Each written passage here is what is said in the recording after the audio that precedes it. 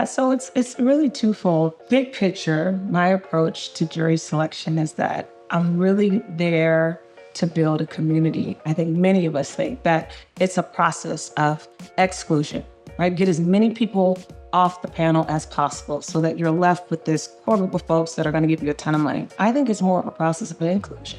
We have to be thinking about how do we make everyone who's there want first to be on the jury, and then once they're on the jury to do the right thing.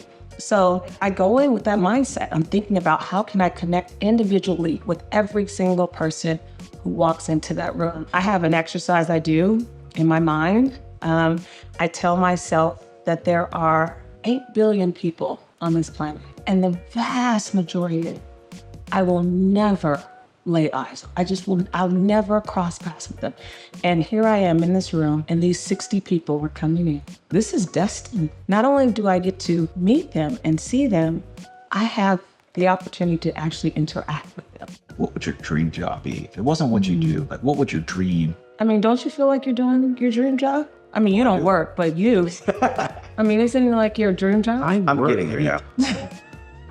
On occasion. On occasion. Every person I have represented, and I remember the vast majority of them by name. I remember their eyes, I remember how they moved, how they talked. They're all humans. And that's what we're really trying to convey to the jury. Despite what you've been through in your life, the obstacles and the hurdles, the humanity is what is really important. And we can pull that out of anyone. It doesn't matter what they've experienced, drugs, alcohol, abuse, anything.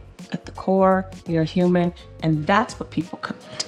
Well, the episode I did with Mara was the second guest ever, and he told the story about he got browbeat in Mexico because he crossed the border with a bunch of bullets in the back of the car. Yeah, you cannot do they it. pulled me over and I had a bunch of ammunition. Why would you? Because I was at a shooting range. I don't want to ask. I don't want to know. I don't know. I would just say for the record.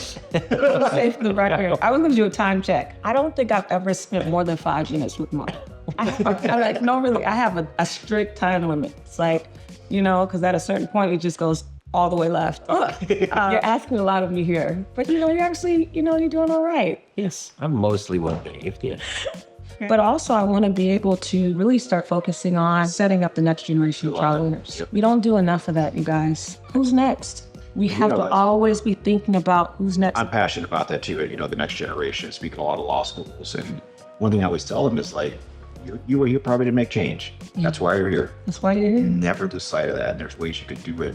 Mentorship groups that you can be part of. I do monthly workshops, just say to you, we're going to start doing ones where people are going to have their own membership, almost like their mentorship, where people can subscribe to you. So you could do it online, you could do nice. So helping one to many. So same vision is like, hey, let's find a way to have your crowd teach them the right way, and then they could do good for them, and under them, and under them.